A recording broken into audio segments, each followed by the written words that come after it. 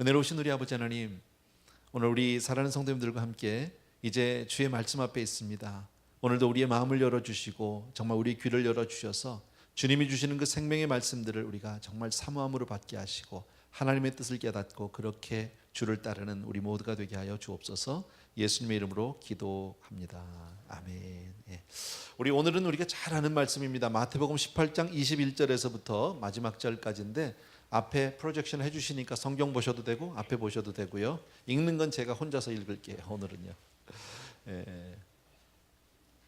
됐죠? 제가 읽겠습니다. 그때 베드로가 나와 가로되 주여 형제가 내게 죄를 범하면 몇 번이나 용서하여 주리이까 7번까지 하오리까. 예수께서 가라사대 내게 이르노니 7번뿐 아니라 70번씩 7번이라도 할지니라. 이러므로 천국은 그 종들과 회개하려 하던 어떤 임금과 같으니 회개할 때에 1만 달란트 빚진 자 하나를 데려오매 갚을 것이 없는지라 주인이 명하여 그 몸과 처와 자식들과 모든 소유를 다 팔아 갚게 하라 한데 그 종이 엎드려 절하며 가로되 내게 참으소서 다 갚으리이다 하거늘 그 종의 주인이 불쌍히 여겨 놓아 보내며 그 빚을 탕감하여 주었더니 그 종이 나가서 제게 100데나리온 빚진 동관 하나를 만나 붙들어 목을 잡고 가로되 빚을 갚으라 하매 그 동관이 엎드려 간구하여 가로되 나를 참아주소서 갚으리이다 하되 허락하지 아니하고 이에 가서 저가 빚을 갚도록 옥에 가두거늘 그 동관들이 그것을 보고 심히 민망하여 주인에게 가서 그 일을 다 고하니 이에 주인이 저를 불러다가 말하되 악한 종아 내가 비일기에 내가 내 빚을 전부 탕감하여 주었거늘 내가 너를 불쌍히 여김과 같이 너도 내 동관을 불쌍히 여김이 마땅치 아니하냐 하고 주인이 노하여 그 빚을 다 갚도록 저를 옥졸들에게 붙이니라. 너희가 각각 중심으로 형제를 용서하지 아니하면 내 천부께서도 너희에게 이와 같이 하시리라. 아멘. 예. 우리가 익히 너무너무 잘 아는 그런 주님의 말씀, 예수님의 비유 지금 강해 중에서 오늘은 이것을 택해 보았습니다. 베드로가 이렇게 묻습니다. 주님에게 형제가 내게 죄를 범하면 내가 몇 번이나 용서를 해 주리까? 몇 번 용서해 줘야 되나요?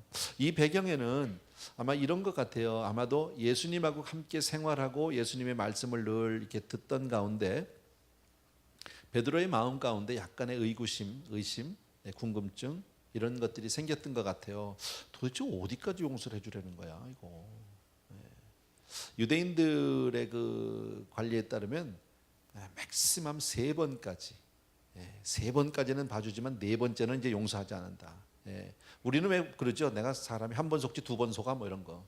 그건 뭐예요? 2번은 안 봐주겠다 그 얘기잖아요. 근데 유대인들은 이제 3번. 그런데 거기에 대해서 베드로는 아주 마음을 넓게 했죠. 왜냐하면 주님이 보통 보니까 많이 뭐 도대체 너무 용서해 주려는 것 같으니까 7번까지 해줄까요? 뭐 큰 인심을 되게 쓴 거죠. 그랬더니 주님의 답이 뭐예요? 7번뿐 아니라 70번씩 7번이라 해줘라. 490번을 얘기하는 거 아닌 거 우리 다 알고요. 그죠? 그냥 끝없이 용서해줘라. 무조건적으로 해줘라. 다시 말해서 주님의 그 마음의 중심은 뭘까요? 우리는 다른 사람을 정죄할 자격이나 권한이 우리에게 없다 그 얘기입니다. 근데 참 듣기는 좋은데요. 이게 우리가 이대로 말씀을 우리에게 적용하기는 결코 쉽지 않아요. 여러분 살면서 우리가 다른 사람의 오해를 사거나 상처를 받거나 피해를 받은 경험은 아마 다 있을 거예요.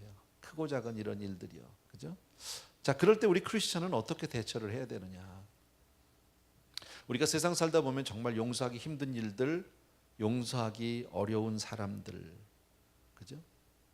부조리들, 부정, 억울한 일 어떻게 다 용서를 하려는 거예요? 그런데 도대체 이게 우리의 현실이거든요. 예를 몇 가지 든다면 여러분 만약에 정말 내 인생을 망친 사람이 있다면 여러분 용서할 수 있겠어요? 조금 더 나가서요. 내 자식의 인생을 망친 사람이 있다면 용서가 될까요? 전 보지는 못했는데 금년도인가요? 아카데미상을 받았던 그 영화 가운데 하나일 겁니다. 제목이 이렇습니다. 12-Year a Slave. 영화를 보진 않았는데 영화 내용은 그런 거래요. 오래전에 이 실화를 바탕으로 했다고 그러는데 한 자유인 흑인이 어떤 노예 상인에게 잡혀가지고 노예로 팔려가서 12년 동안이나 노예로 정말 인권을 유린당하면서 살게 되고 고생하는 그런 이야기랍니다. 아마 보신 분이 계실지도 모르겠습니다. 여러분 그게 우리가 제3자 입장에서 극으로 보고 영화를 볼 때도 참 가슴 아프고 속상한 일이지만 본인은 어떨까요? 여러분 그때 나를 그렇게 잡아서 노예 사형인에게 판 그 사람을 내가 용서할 수 있을까요? 또 나를 노예로 매질을 하면서 짐승과 같이 그렇게 나에게 대했던 사람을 내가 과연 용서할 수 있을까? 예. 얼마 전인가요? 한국에서 크게 내 아이 이름을 잊어버렸는데 어린아이 하나가 왜 성폭행을 당해서 참 그러다가 죽은 아이가 있죠. 그래가지고 그 아이 때문에 법 이름도 뭐 그 아이 이름을 따서 무슨 법 뭐 이런 게 나왔던 신문에서 본 기억이 있는데 과연 그 부모가 그렇게 자기 딸을 죽이고 망친 그렇게 정말 몹쓸 짓을 한 사람을 용서할 수 있을까? 혹은 누군가 내게 사기를 쳐서 큰 손해를 입혔어요. 그래서 온 가족이 길바닥에 나앉게 되고 그날 이후로 우리 가족들 자식들은 정말 제대로 된 교육 한번 못 받고 그렇게 눈물로 산 세월이 수십 년이다. 너무너무 억울하게. 어떨까요? 용서가 될까요? 나라 돈을 빼돌려서 자기 배를 채우고 있는 그런 못된 정치인들. 얼마 전에 정말 신문에서 저는 이렇게 신문 기사를 보면 이렇게 디테일하게 보지는 않아요. 왜냐하면 신문이라는 게 다 보면 부정적이고 가슴 아픈 이야기가 거의 대부분이라 그냥 제목 정도 보고 지나가는데 며칠 동안이나 계속해서 나오는 칠곡인가 하는 데서 8살 난 딸아이를 때려 죽인 계모, 무려 3년간이나 아이를 때리고 폭행하고 그렇게 8살 아이를 얼마나 발길질을 많이 했으면 이 허벅지 뼈가 부러졌어요. 얼마나 아이를 때렸는지는 잘 모르겠지만 장파열이 됐어요. 아이가 배가 아프다고 8살 난 아이가 배가 아프다고 우는 거를 가서 발로 밟아서 갈비뼈를 다 부러뜨렸어요. 그리고 손과 발에 뜨거운 물을 부어서 2도 화상을 입히고 결국은 그 아이가 병원에도 가보지 못하고 그렇게 정말 폭행을 당하다가 죽었어요. 이게 사회적인 큰 이슈로 한국에서 뭐 대단했다고 그러더라고요. 또 그런가 하면 얼마 전에 이런 얘기도 있었죠. 22살 난 아빠인데 이 미친 사람이에요. 게임 중독이었었답니다. 게임을 하러 가야 되는데 2살짜리니까 울었겠죠. 젖달라고 울고 졸리니까 울고 애들은 우는 것밖에 없잖아요. 나 게임하러 가야 되는데 애가 우니까 그냥 목 졸라서 죽였어요. 이거 참 용서가 될까? 이번에 우리 세월호 전 국민적으로 정말 온 세계가 우리 멀리 사는 우리들까지도 가슴이 얼마나 아픈지 모르고 정말 안타까운지 인재기 때문에 더더욱이나 뭐 그런 얘기를 들었습니다. 구조된 보트의 첫 번째 배에는 다 승무원들이 탔다. 참 밉죠, 그죠? 그 시간에 뭐 이런 기사도 있더라고요. 구조선이 올 때까지 승무원들이 옷 갈아입고 있었다. 자기 짐 챙기고 있었다. 그 시간에만 해도 학생들, 젊은 그 승객들을 더 많이 구할 수 있지 않았을까. 뭐 이런 생각들. 이 사람들 이걸 우리가 어떻게 이해를 해야 될까. 너무 그렇게 지금 큰 익스트림한 일이 아니더라도 일반적으로 흔히들 우리 많은 그 여자분들이 겪는 그저 시집 갔는데 그냥 그 엄한 시집살이 못된 시어머니 뭐 이런 거에서 평생 가슴에 맺히는 용서가 될까? 이런 문제죠, 여러분. 살면서 우리는 크고 작은 그런 아픔과 상처들 가운데서 살기 마련입니다. 근데 오늘 주님은 이 용서라는 큰 주제를 오늘 본문을 통해서 우리에게 가르쳐주고 있고 설명해주고 있거든요. 1만 달란트 빚진 자 이야기는 아마 우리 이 자리에 계신 성도님들은 뭐 거의 다 제가 생각에는 알 것 같아요. 그런데 그 1만 달란트를 이야기하기 전에 아까 베드로가 몇 번이나 용서해 줘야 됩니까? 7번까지 해줄까요? 70번씩 7번이라도 해줘라. 그리고 나서 주님이 하신 말씀이 있어요. 이러므로 천국은이라는 단어예요. 이거 참 중요한 단어예요. 이러므로 천국은 무슨 말씀일까요, 여러분? 바로 이렇게 하는 거. 1만 달란트 이야기를 그 이야기를 하기 시기 전에 이러므로 천국은 뭐예요? 이렇게 하는 게 천국 백성의 마음인 거야.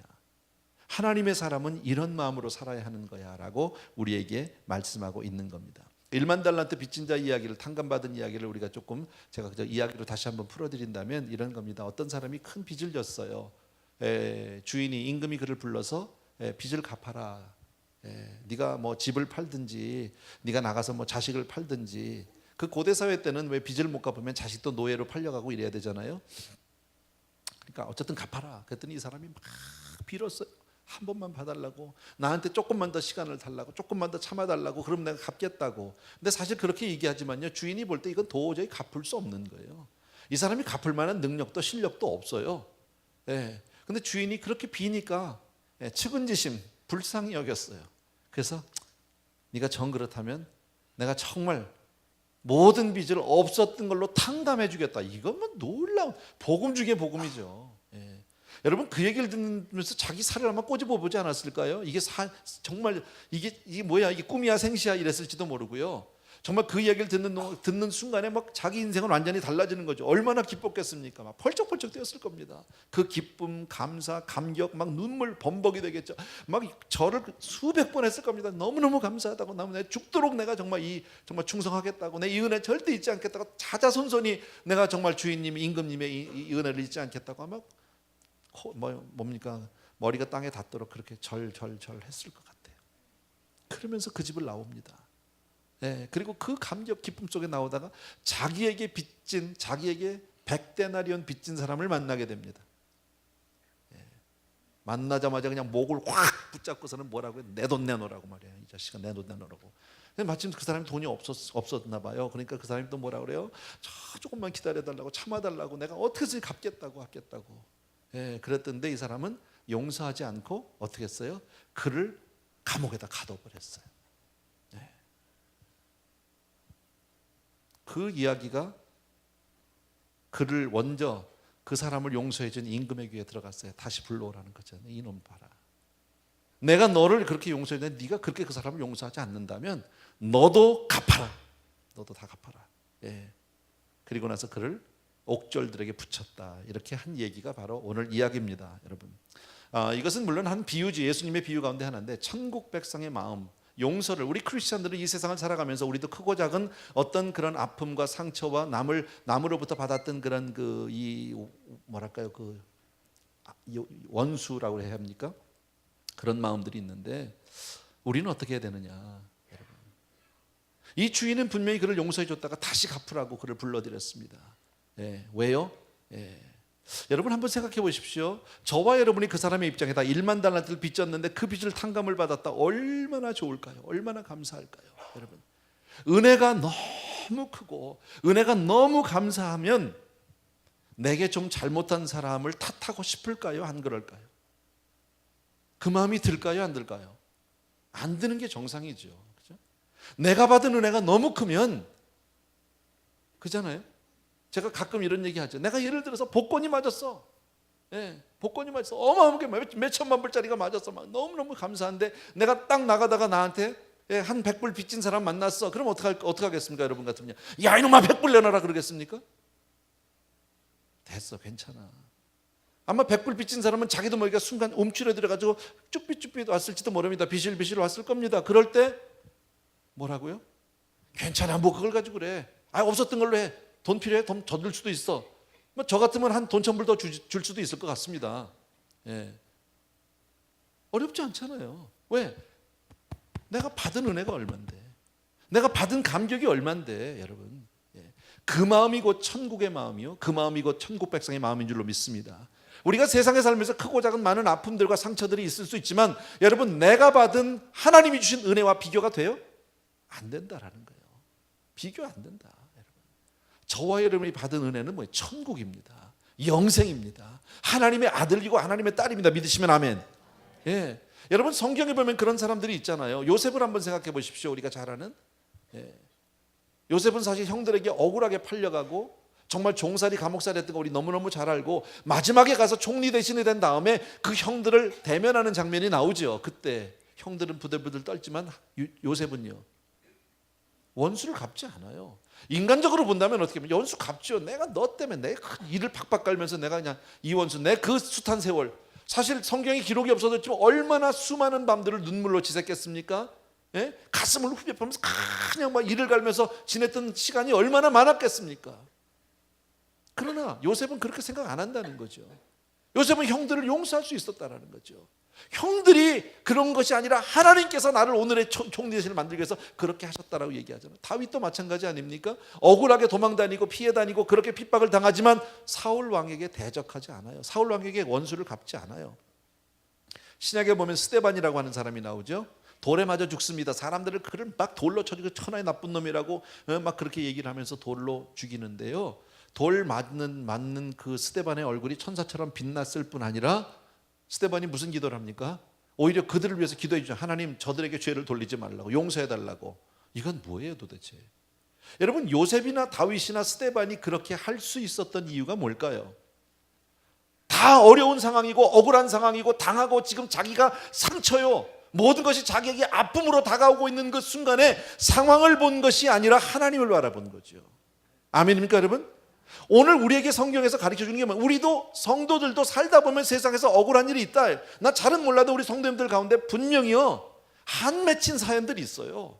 억울한 일들이 있어요. 용서하지 못하는 사람이 있어요. 그런데 그렇게 우리의 삶이 보여지는 삶은, 현실의 삶은 그럴지라도 우리의 포커스가, 우리의 모든 초점은 하늘을 바라봐야 한다는 거예요. 하나님의 주신 은혜를 바라보는 사람이 되어야 할 줄로 믿습니다.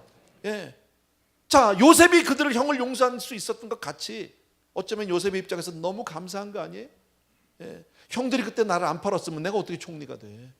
안 그래요? 예. 저희 집이 옛날에 안 망했으면 내가 어떻게 오늘 목사가 돼? 안 그래요?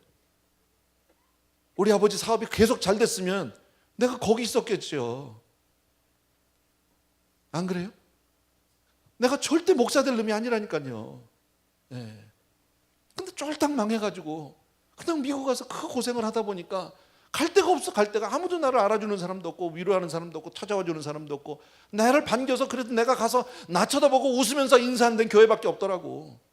나 그래서 교회 갔어요. 예, 내가 뭐 하나님이 좋아서 간 것도 아니고 예배가 좋아서 간 것도 아니야. 그래도 가면요 날 보고 웃어주는 사람이 있었어요. 날 쳐다보면서 형제라고 했던 사람들이 있었고요. 밥도 주더라고. 그러다가 목사 된 거잖아요. 지나고 보니까요 그게 다 하나님의 은혜야. 안 망했으면 큰일 날 뻔했지. 여러분, 망해야지. 예, 그게 맞는 거예요. 여러분, 왜 우리는 용서하지 못할까? 왜 사람들이 살면서 그런 억울한 일을 당하고 자기가 피해를 당하면 왜 용서하지 못할까요? 여러분, 무조건 용서해주면 자기만 손해보는 것 같고, 자기만 바보 되는 것 같고, 자기만 무시당하는 것 같단 말이죠. 사람을 뭘로 알고. 그러니까 내가 한번 해보겠다는 거예요. 끝까지 내가 갚아주겠다는 거예요. 여러분, 내가 무시당할 수 없다라는 거죠. 내 자존심과 인격이 상하기 때문에 나 그렇게 못하겠다는 거죠. 여러분, 또 어떤 경우에는 이렇죠. 지금 요즘에 우리 세월호 같은 경우가 그겁니다. 온 국민들이 지금 막 분노가 들끓고 있습니다. 여러분 생각해봐요. 왜요?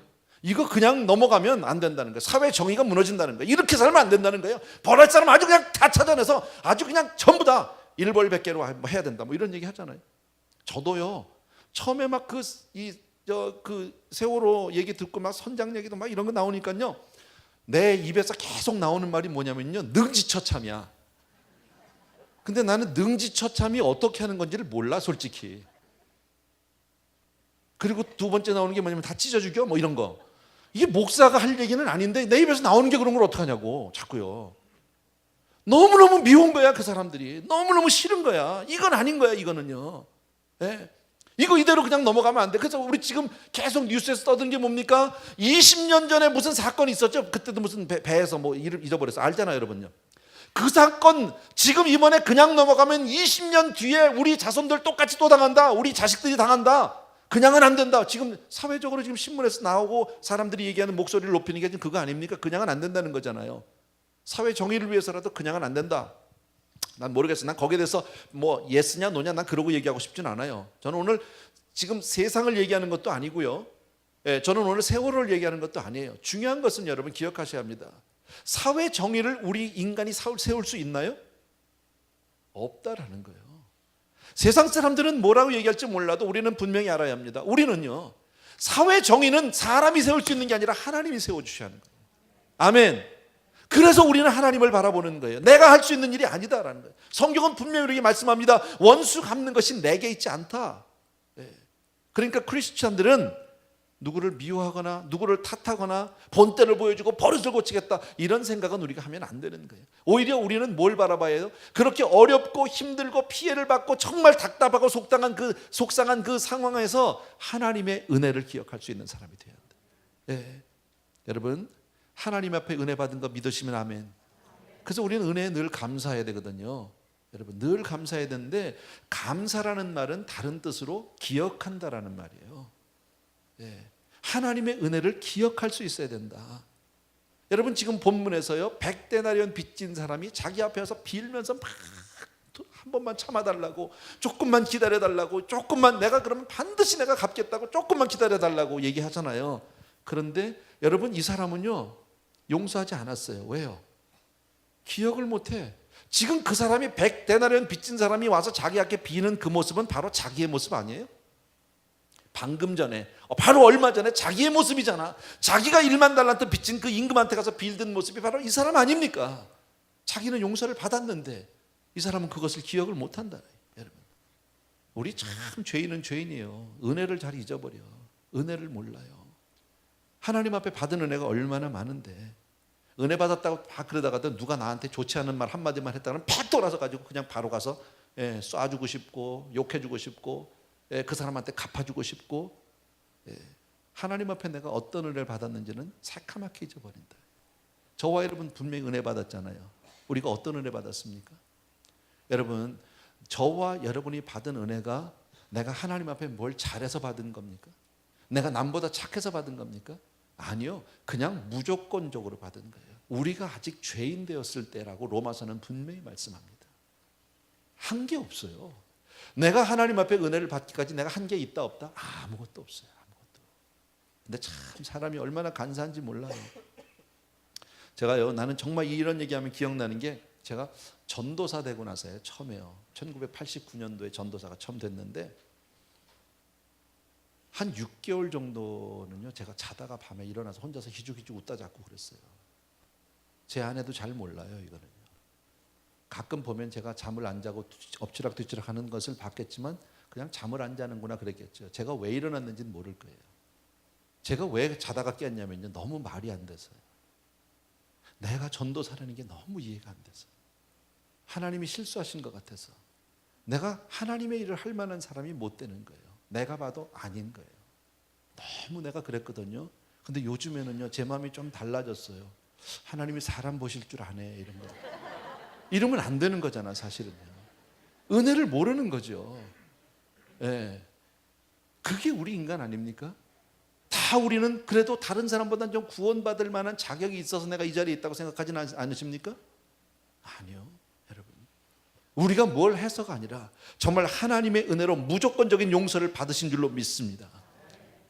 그렇게 믿으시면요, 내가 무조건적인 용서를 받았으면 내가 다른 사람을 용서할 때 조건을 달 수 있나요? 네가 요거 하면, 네가 이만큼 오면, 네가 여기까지는 네가 하면, 네가 몇 번까지는 있을 수 있나요? 없다라는 겁니다. 여러분, 내가 받은 은혜를 은혜로 알면 다른 사람을 내가 판단하거나 정죄할 수 없다라는 거예요. 여러분, 은혜를 쉽게 잊지 않는 저와 여러분 되길 주의 이름으로 부탁드립니다. 여러분, 왜 이스라엘 사람들이 광야에서 그렇게 금방 하나님을 원망하고 막 하나님께 불평하고 욕을 하고 했을까요? 방금 전에 애굽에서 받았던 그 놀라운 은혜를 다 잊어버렸어요. 10번의 재앙 생각해 보세요. 있을 수 있는 일입니까? 여러분, 인간적으로 보면 믿지 않는 사람들 가운데도 참 인간적으로 좋은 분들도 있고 존경스러운 분들도 있고 착한 사람도 있잖아. 애굽 사람들 없었을까요? 있죠. 그런데 그 많은 재앙 가운데 보면 참 희한하게 그 집들은 다 그 저주를 받고 있는데 우리만 빠져나가는 거예요. 마지막 10번째는요, 그 집 아들들 다 죽어서 장자는요, 우리 집은요 멀쩡해. 이유가 뭐예요? 이해가 안 되는 거지. 10번이나 그런 일이 벌어질 때 이건 하나님, 소름 끼치도록 하나님의 은혜가 감사하지 않겠냐고요. 더더욱이나 가시적으로 나중에 보여준 게 뭡니까? 홍해 사건이에요. 홍해를 건넜어요. 있을 수 없는 일이야. 겨우 건너왔더니 애굽 병정들 말 타고 막 쫓아오는데요, 하나님이 그냥 물 덮으셨어. 그걸 보고 너무너무 하나님의 은혜가 감사해서 막 소고를 꺼내고 북을 꺼내고 춤을 추고, 성경에 나온 최초의 찬양이에요. 그게 찬양은 그런 거예요. 너무 받은 은혜가 감사해서 막 쏟아져 나오는 거예요. 도저히 내가 입을 다물고 있을 수가 없어서, 가만히 있을 수 없어서 일어나서 막 몸을 그냥 막 춤을 추면서 나가는, 그게 찬양인 거거든요. 그랬던 사람들이요, 불과 얼마 안 돼가지고 하나님이 어딨냐고, 애굽에 갔을 땐 고기도 먹었다고 막 이런 소리는요, 은혜를 잊어버린 거죠. 받은 은혜를 생각해 보세요. 나의 나됨을요, 여러분, 우리요 대단한 사람 없어요. 다 별 볼일 없는 사람들이에요. 그런 사람을 하나님이 여기까지 있게 해서 목사도 만들고 장로도 만들고 집사도 만들고 권사도 만들어 주신 줄로 믿습니다. 또 하나 오늘 말씀을 통해서 우리 기억할 게 있습니다. 한번 따라 합시다. 내가 더 큰 은혜를 받았다. 네, 옆 사람한테 한번 얘기해요. 제가 더 은혜를 많이 받았어요. 여러분, 더 큰 은혜를 받았다는 얘기가 뭐예요? 오늘 성경에서 주님이 오늘 말씀을 하시는데 아주 극단적인 비교를 했어요. 1만 달란트와 100데나리온은 도저히 비교할 수 없는 그 가치예요. 요즘 가치로 말한다면 1만 달란트의 가치는 적어도 한 3천만 달러 정도예요. 혹은 그 이상이에요. 3억 달러가 될지도 모르겠습니다. 그렇게 어마어마한 돈입니다. 내가 이렇게 설교 준비하다가 이 가치를 대충 한 3천만 달러 뭐 이 정도 되는 것 같아, 빚이. 다른 건 관두고 내가 하나 물어볼게요. 혹시 3천만 달러의 재산이 있는 분 한번 손 들어봐 주세요. 그러니까 그런 재산은 관두고 3천만 달러의 빚이 있는 분 없잖아, 우리 가운데. 이게 어마어마한 돈이에요. 100데나리온은 요즘의 가치로 따지면 불과 200달러예요. 비교가 안 돼, 비교가. 근데 나는 뭘 탕감받은 사람이냐고요? 1만 달란트를 탕감받는 사람이 바로 나예요. 여러분, 그 은혜를 받은 줄로 믿습니다. 여러분, 정말 하나님이 이 말씀을 주신 건 뭡니까? 네가 받은 은혜가 얼마나 엄청난 은혜인 줄 아니? 네가 얼마나 큰 용서를 받았는지 아니? 저와 여러분이 하나님의 자녀가 되고 하나님의 백성이 되기까지 우리가 얼마나 큰 은혜를 받았는지를 분명히 알아야 할 줄로 믿습니다. 그래서 하나님의 그 은혜로, 하나님이 정말 그 용서하심으로 저와 여러분이 자유케 된 줄로 믿습니다. 제일 중요한 거 하나 우리 진짜 잊으시면 안 됩니다. 1만 달란트를, 그 용서를 받고 그 탕감을 받고 그 기쁨과 자유 가운데 나오다가 자기에게 100데나리온 빚진 사람을 붙들고 그 돈 갚으라고 막 난리를 쳤습니다. 그리고 용서 안 해줬죠. 옥에다 갖다 가뒀죠. 그 이야기를 들은 임금이 그를 다시 불렀습니다. 내가 너 얼마를 탕감을 해준다? 너 불과 그거, 이 100데나리온 용서를 못해서 네가 그래? 너도 갚아라. 너도 갚아라. 성경에서 오늘 그러면 너도 갚아라. 여러분, 가만히 생각해 보세요. 처음에 1만 달란트를 용서해 줄 때, 그냥 탕감해 줄 때 그 주인이 조건을 붙이지 않았어요. 내가 너 1만 달란트 탕감해 줄 테니까 나가서 너도 100데나리온 있는 사람은 너도 용서해 줘야 한다, 이렇게 얘기한 적 없어요. 그죠? 네가 혹시 100데나리온 너한테 빚진 사람을 용서해 주면, 탕감해 주면 나도 1만 달란트 해줄게, 이렇게 조건적인 것이 아니었었어요. 주인이 베풀어 준 그 은혜는 그냥 무한적인, 무조건적인 은혜예요. 그냥 받은 줄로 믿습니다. 저와 여러분이 받은 은혜가 무조건적인 은혜인 거 믿으시면 아멘. 무조건적인 은혜 맞아요. 그런데 문제가 뭐냐면 그 은혜를 받으면 감사와 기쁨과 감격이 있어야 하는데 거기에 대한 열매가 없으면, 내가 받은 열매가 없으면, 거저 받은 은혜에 대한, 은혜는 분명히 거저 주셨지만 받은 은혜에 대한 열매가 없으면 도로 다 갚아야 된다는 거예요. 그 감격이 있는 사람이 100데나리온 가지고 따질 수가 없다라는 거죠. 네가 그렇게 다시 그 사람에게 빚을 받겠다는 얘기는 네가 받은 은혜를 지금 새카맣게 잊어버렸다, 그 얘기입니다. 여러분, 저와 여러분이 받은 은혜, 예수 그리스도가 주는 그 놀라운 은혜 때문에 저와 여러분 모두 용서 안 받은 줄로 믿습니다. 그런데 그것 잊어버리고 그 열매가 없으면, 기억하지 못하면, 아직도 누구를 원망하거나 미워하는 마음이 있다면, 그러면 우리가 다 그 빚을 갚아야 한다. 이게 오늘 우리 다 아는 내용이에요. 여러분, 내가 받은 은혜에 대해서, 용서에 대해서 다시 한번 말씀드립니다. 그 열매가 없으면 받은 은혜가 무효가 된다는 사실입니다. 이게 무서운 겁니다. 저는 오늘 여러분에게 동영상 하나를 소개하면서 오늘 설교를 마치려고 합니다. 여러분이 아마 보신 분이 계실지도 모릅니다. 전체를 보여드릴 수가 없어서 약간의 편집을 해서 그저 한 3, 4분 정도의 분량으로 여러분 보여드리는데, 하나님의 은혜, 용서에 대한 아름다운 간증입니다. 잠깐 보시겠습니다.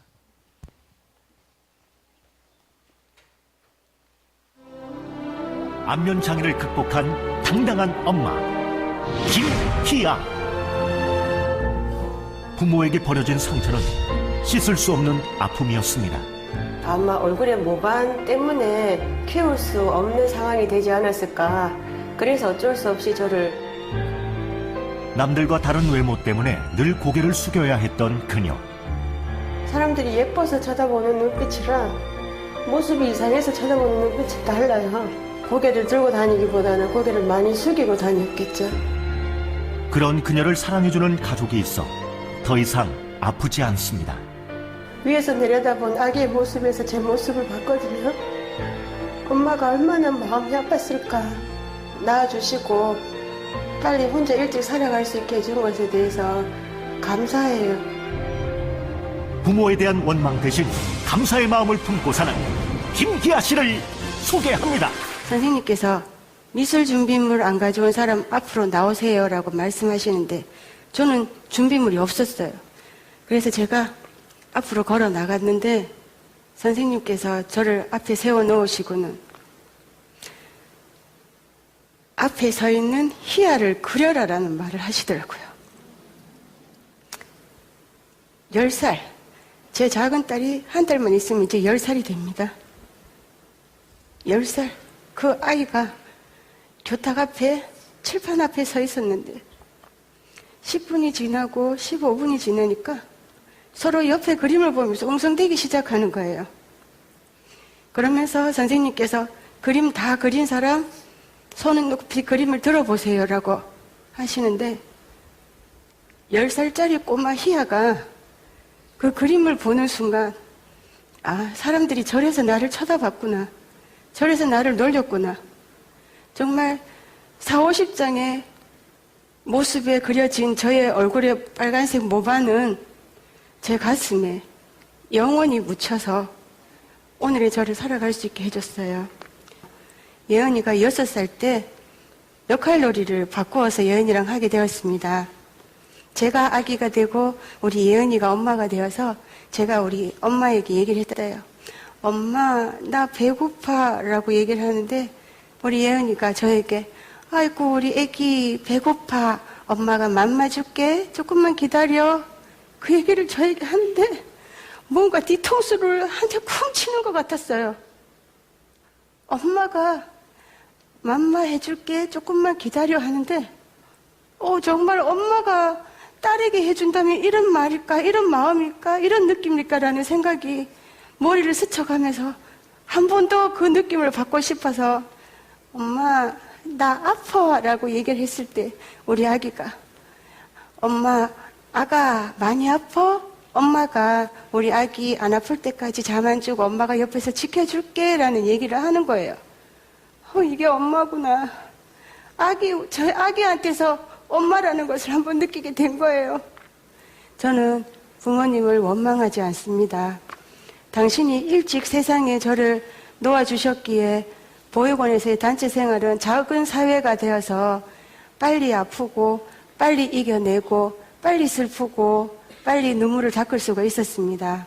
저에게 아픔이 없었다면 감사를 몰랐을 것입니다. 저에게 슬픔이 없었다면 기쁨도 몰랐을 것입니다. 저는 이 모습에서 아픈 것보다 감사한 것을 더 많이 찾습니다. 그래서 저는 부모님에게 말씀드리고 싶습니다. 어머니, 당신은 저에게 이렇게 큰 복점을 주셨습니다. 어머니, 당신은 저에게 생명을 주셨습니다. 엄마, 이렇게 태어나서 정말 죄송하고요. 엄마, 저를 낳아주셔서 감사합니다. 그리고 엄마, 정말 엄마라고 방송으로 이렇게 불러볼 수 있게 해주셔서 감사드리고요. 엄마, 그리운 만큼 엄마 당신을 사랑합니다.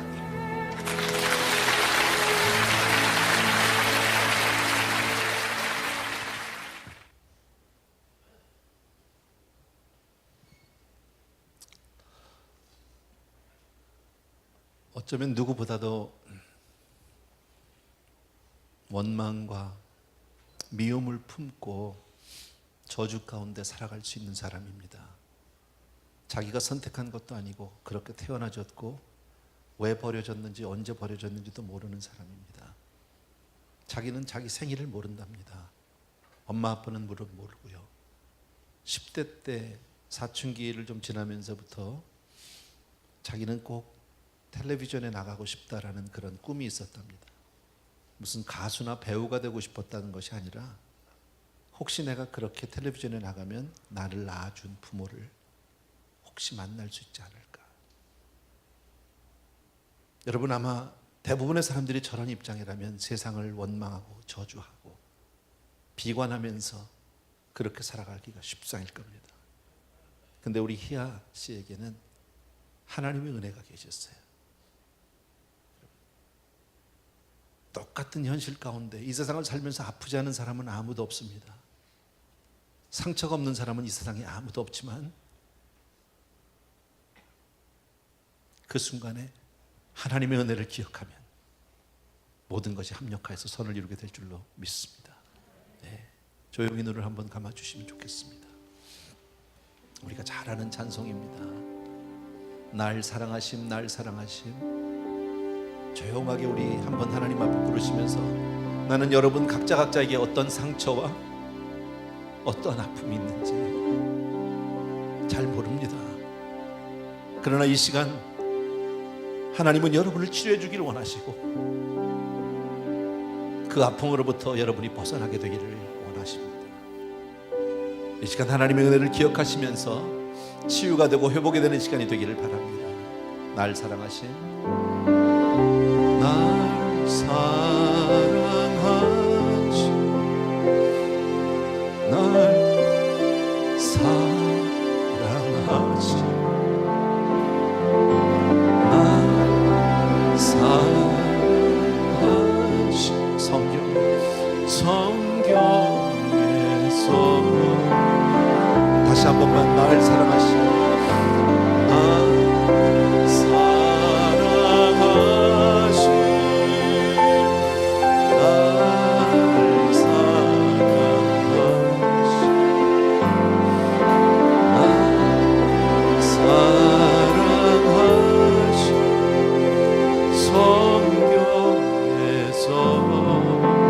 반주는 계속해 주시고 잠시 여러분 각자 하나님 앞에 시간 기도로 나아가게 되기를 바랍니다. 같이 기도합니다.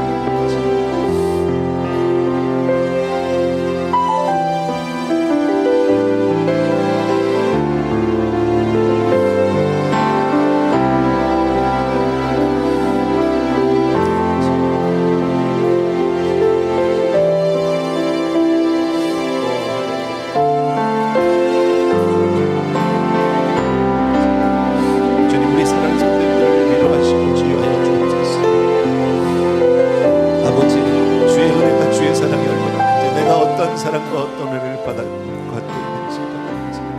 있는지 잊지 않게 하시고 하나님 그 은혜 때문에 늘 감사하고 감격하고 이웃을 품어내는 아버지의 주여 다른 사람을 내가 용납하고 용서할 수 있는 그런 사람 되게 하여 주옵소서. 세상을 비판과 판단의 눈으로 보지 않게 하시고 사랑으로 덮게 하시고 은혜로 덮게 하여 주옵소서. 우리 성도님들의 마음 가운데 이 시간에 치유의 역사가 일어나게 되기를 바랍니다. 아버지 한 분 한 분 하나님의 은혜 가운데 다시 한번 아버지 하나님 새롭게 하여 주시옵소서. 예수님의 이름으로 기도합나이다. 아멘. 자리에서 조용히 일어나셔서 우리 1절만 한번 드리고 마지막 기도합니다. 예수 사랑하심은 거룩하신 말일세